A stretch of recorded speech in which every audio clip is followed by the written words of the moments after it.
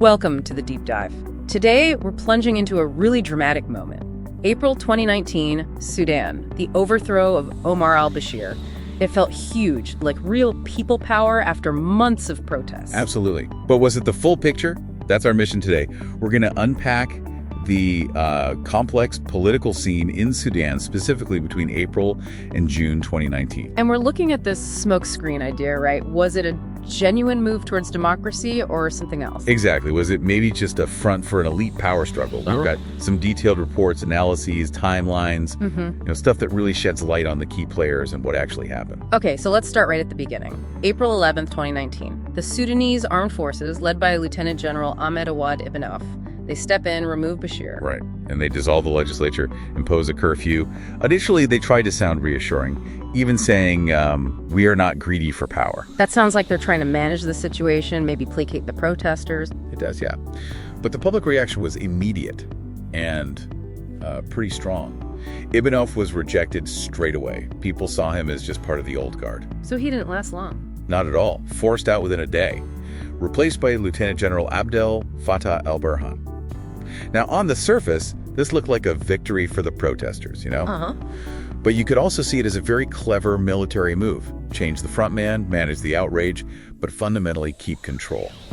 It highlights their strategic thinking, really. Interesting. So Burhan takes over, heads this transitional military council, the TMC. They arrest over 100 Bashir allies. Looks like house cleaning. It does.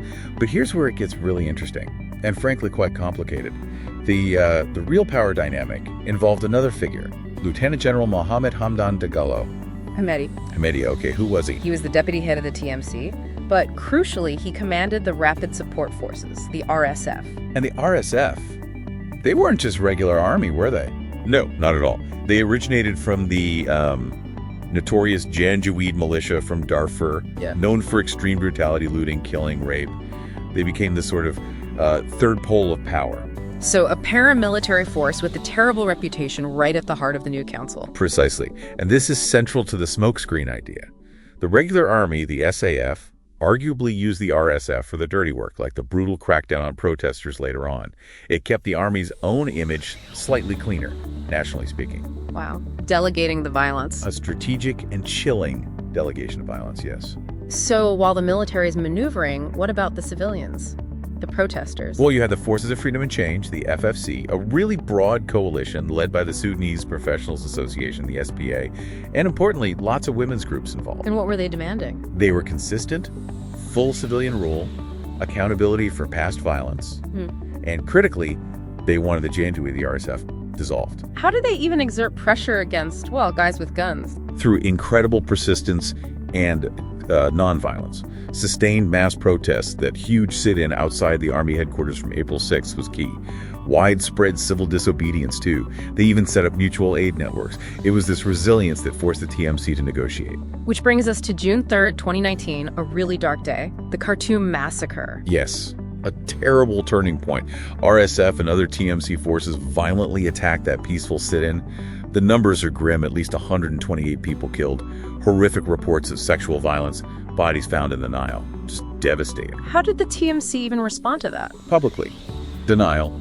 They denied ordering it, set up an investigation committee, which predictably stalled, but reports called it a planned, systematic attack. So the mask slips. Completely. This was the smokescreen being torn away.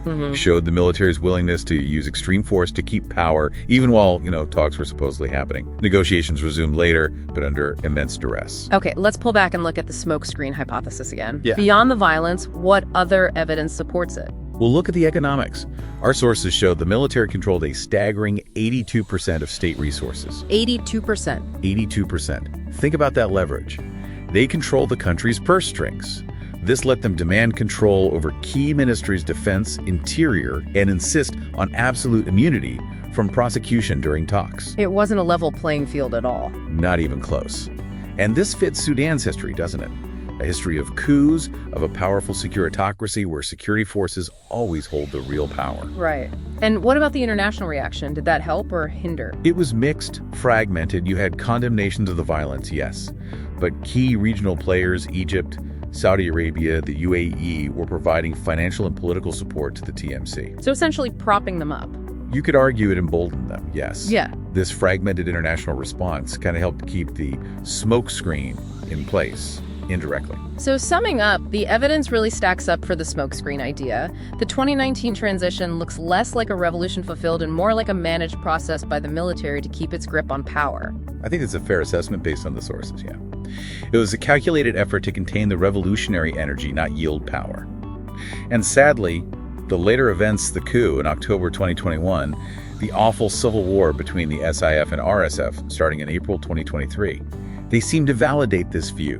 The smokescreen ultimately couldn't hide that fundamental power struggle. It's a powerful story. The 2019 revolution showed incredible popular will.